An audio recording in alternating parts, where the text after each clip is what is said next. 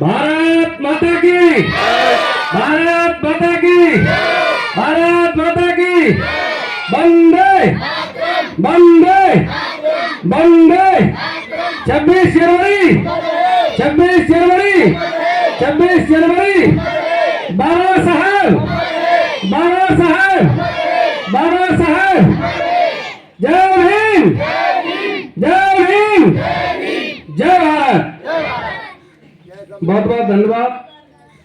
आज नगला क्षति में ये बाबा साहब पार्क में जो ये अपने देश के स्वतंत्रता दिवस पर ये जो प्रोग्राम रखा गया है, इसमें आयोजक संयोजक जो भी है उनको मैं बहुत बहुत धन्यवाद, बहुत बहुत बधाई देना चाहता हूँ। बहुत बधाई के पात्र हैं। इस ऐसे प्रांगण में ये प्रोग्राम होते रहेंगे तो आप लोगों के थोड़े खून में उबाल आता रहेगा।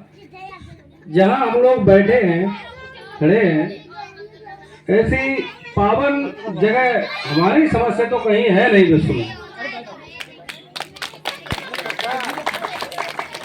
जो लोग बाबा साहब के बारे में एक शब्द भी जानते हो तो वो अपना वक्तव्य दें, जैसा संचालन महोदय कहें उस हिसाब से। समस्त मंचा से सभी के तो नाम नहीं मालूम है, मैं सभी को अपना नतमस्तक प्रणाम करता हूँ। आपका भाई भतीजा बेटा हूँ, जो भी कोई त्रुटि हो उसको क्षमा करना। सबसे पहला मेरा बिंदु है, जितनी माताएं बहनें बच्चों को शांत कर दें। आराम बैठ जाओ, शांत बैठे, शांत बैठ जाओ। सभी से मेरा पहला आग्रह ये है कि अपने बच्चे को समय से स्कूल भेजने का काम करें।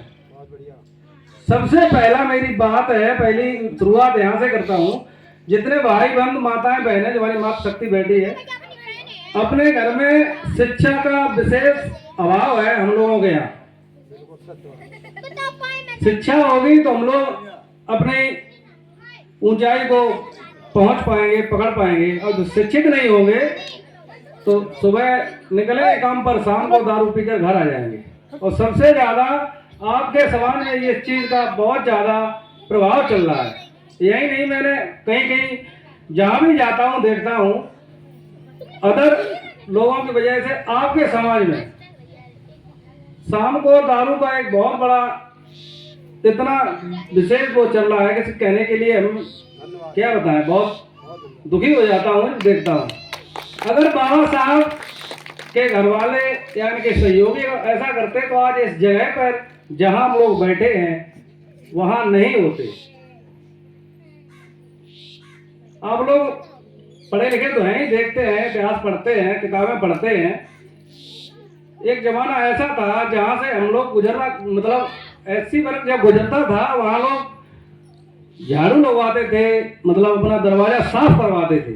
ये बाबा साहब की देन है जो हम लोग आज अच्छे कपड़े पहन रहे हैं, अच्छी जगह बैठ रहे हैं, अच्छी जगह खाना खा रहे हैं।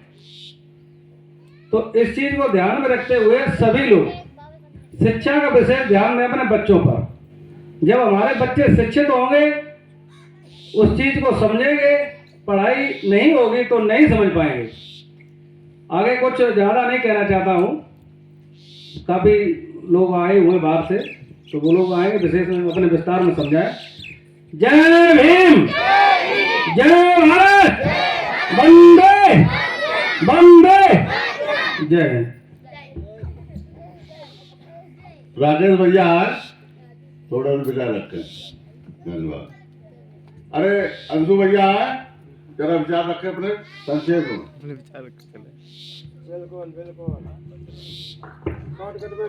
साथियों, जय भीम, जय भारत, जय संविधान, नमो बुद्धाय। आप सभी को सादर प्रणाम करते हैं। मैं अंशु यादव, विधानसभा अध्यक्ष आदर्श समाज पार्टी भीम आर्मी से, जिला पंचायत सदस्य प्रत्याशी भी हूँ वार्ड नंबर 7 से। मैं आप ज्यादा कुछ नहीं कहना चाहता हूँ, पर इतना जानता हूँ, एक साल में जब से मैं भीम आर्मी में बाबा साहब के मिशन में आए तब से मेरी जिंदगी बदल गई। क्योंकि मैं बहुत पाखंड में पड़ा था, देवी देवताओं के चक्कर में, लेकिन 15-16 साल में जो मुझे कुछ नहीं मिला, मुझे एक साल में सब कुछ मिल गया है बाबा साहब के मिशन में आते हुए। और मैं अपने जीवन को पूरा बाबा साहब के मिशन को पूरा करने में सहयोग दूंगा जितना भी बनेगा। और मैं ये भी जानता हूँ कि आज जो भी हूँ मैं वो सब बाबा साहब की कृपा से हूँ, अन्यथा मेरी कोई हस्ती नहीं है, ना मेरा कोई महत्व है इस संसार में। क्यों हम लोग सब शूद्र में आते हैं और शूद्र के हाथ का पानी पीना ये ऊंची जात वाले लोग पसंद नहीं करते। ना इनकी भाषा उन्हें पसंद है, ना उनका चेहरा पसंद है, ना उनकी शकल सूरत इन्हें बहुत नफरत है।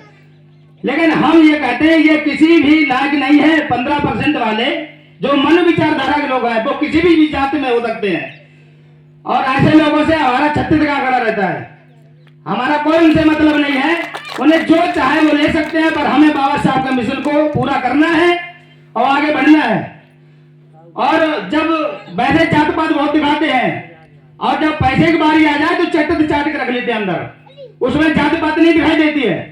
एक एक ईंट सबसे ज्यादा राजमिस्त्री जाट समाज में आते हैं और एक एक ईंट उनके हाथ की लगी हुई है, वो पूरा मकान छूट हो गया है।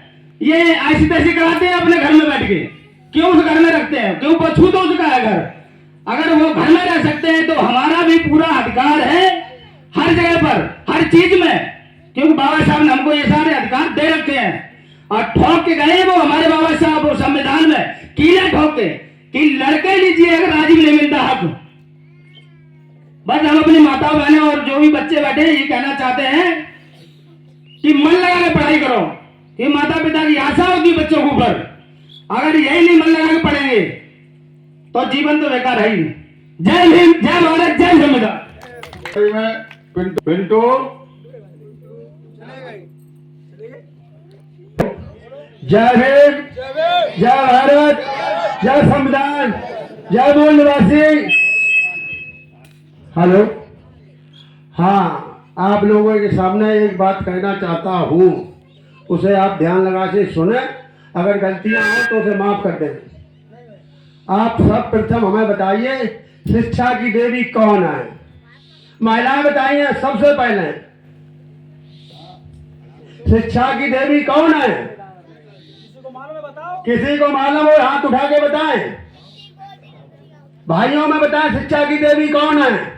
सावित्रीबाई फुले। सावित्रीबाई फुले। जो आप बता रहे हो सावित्रीबाई फुले, हकीकत सावित्रीबाई फुले हैं। सावित्रीबाई अगर ना होती कि किसी भी वर्ग की महिला को पढ़ने का अधिकार नहीं था, जो सावित्रीबाई फुले ने हमें आपको दिया सब है।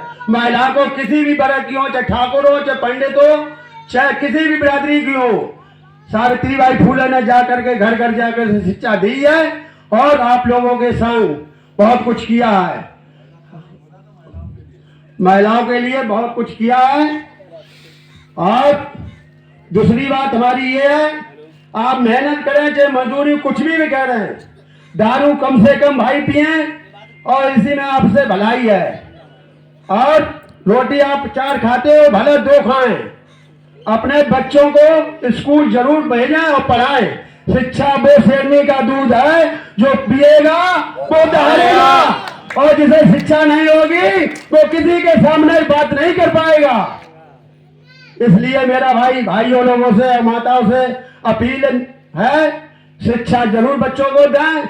माँ जो है प्रथम पाठशाला बच्चे की होती है। माँ चाहे तो बच्चे को डीएम बना दे और माँ चाहे तो एक भिखारी बना दे।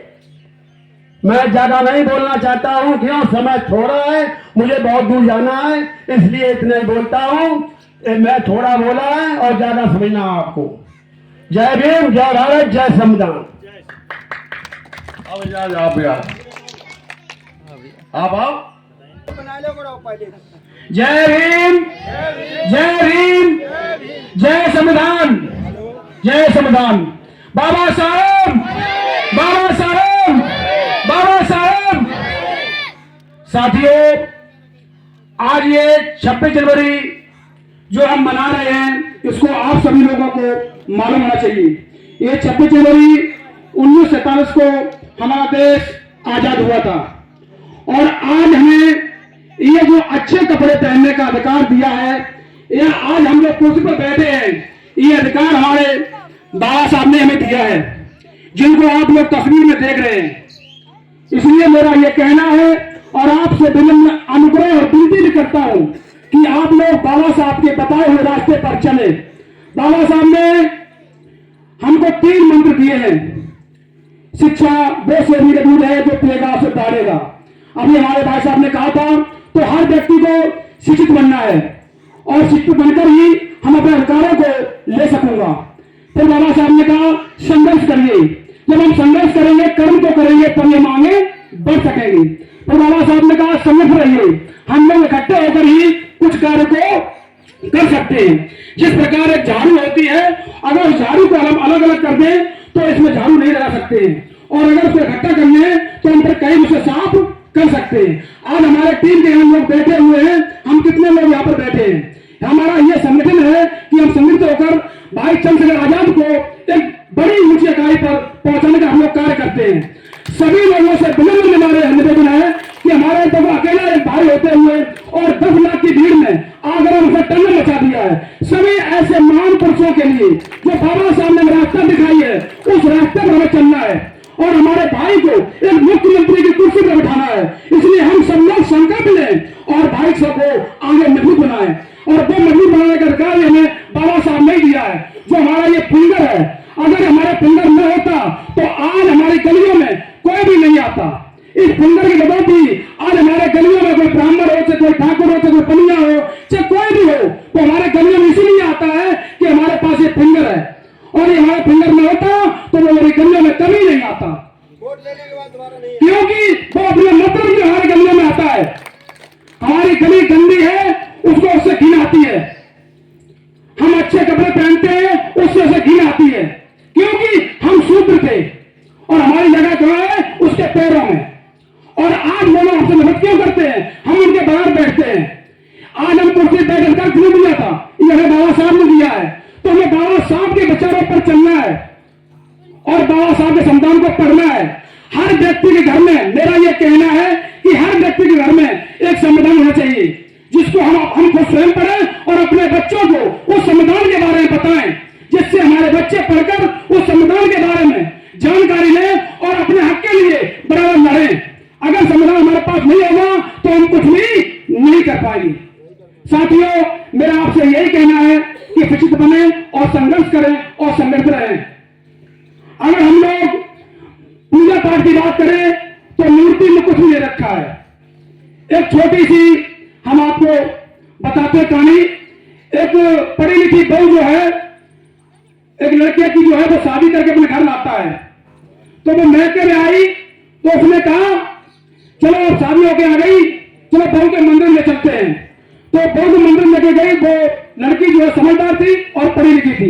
वो साथ में बाल्टी लेके गई और द्वारे पर गाय बंधी हुई मिली, तो उसने कहा ये बाल्टी रख देंगे इसमें और उसमें दूध निकलेगा और बाल्टी भर जाएगी। उसकी मां ने कहा अरे ये बहू तो पागल है, कभी पत्थर की गाय क्या दूध देती है। उसने कहा कभी पत्थर की गाय क्या दूध देती है। बोला मेरे बेटे का भाग्य फूट गया क्योंकि ये बहू पागल है। उसने कहा ठीक है। वो आगे बढ़ी तो उसने आगे जाके देखा क्या एक शेर बता हुआ था। क्या बोला? शेर। तो बच के अपनी माता को गले में चिपट गई। बोला मम्मी। बोला हाँ। मुझे बोला शेर खा लेगा। बोला यार एक कतई बेवकूफ है। बोला पत्थर का शेर कभी खाता ही नहीं है। तो उसने कहा ठीक है। आगे बढ़ के गया तो मंदिर में पहुंचा। पहले वो सड़क जो है मंदिर में होता है। फिर वो भाग के गए। बोला मम्मी हमें सड़क खा लेगा। उसने कहा मेरे बेटे की जिंदगी बर्बाद हो गई, ये कहां से आ गई पागल, इसे तो कुछ आता ही नहीं है। तो उसने कहा मम्मी जब ये पत्थर का शेर खा नहीं सकता है और पत्थर की गाय दूध नहीं दे सकती है और पत्थर का सर्प नहीं खा सकता है तो पत्थर की देवी हमें क्या दे सकती है। इसलिए हमें जागरूक बनना है, संघर्ष करना है, संगठित बनना है। हमारे बाबा साहब ने हमें ये आशय दिए हैं और हमें ये कान दिए हैं और हमें ये मुंह दिया है। इनसे हमें बोलना है, इन कानों सुनना है और इन्हें सामने देखना है कि हमारे आंखें होते हुए हम न देख सकें और काने होते हुए न सुन सकें। इसलिए हम गूंगे और बहरे हैं। हम आपसे बोलते हैं वो बाहर एक गाय बंधी हुई है, आपने आंखों सुना कि हाँ वो गाय है और अपने कानों सुना कि वो गाय है और आप क्या कहते गौ माता है। तो तुमसे बड़ा कोई और अंधा नहीं है, कोई और बहरा नहीं है। मेरी बात समझ में आ रही है कि नहीं आ रही है? अगर हमने कहा बाहर वो गाय बनी है और वो लगी हुई है और तुम कहते वो एक गाय माता है, तो तुम कैसे हो? अंधे और बहरे। पर मैं ना अंधा हूं और न बहरा हूं, मुझे दिख रहा है वो एक गाय है और वो एक जानवर है और रस्सी बंधा हुआ और वो घास और चारा खाता है। साथियों, मैं ज्यादा कुछ नहीं बोलूंगा, इतना ही काफी है। इसलिए जय भीम, जय भीम, जय भीम। बाबा साहब, बाबा साहब, बाबा साहब। पिंटू यादव। ज्यादा नहीं बोलना चाहता हूँ। जय भीम, जय भारत, जय भारत। अजय पाल भाई।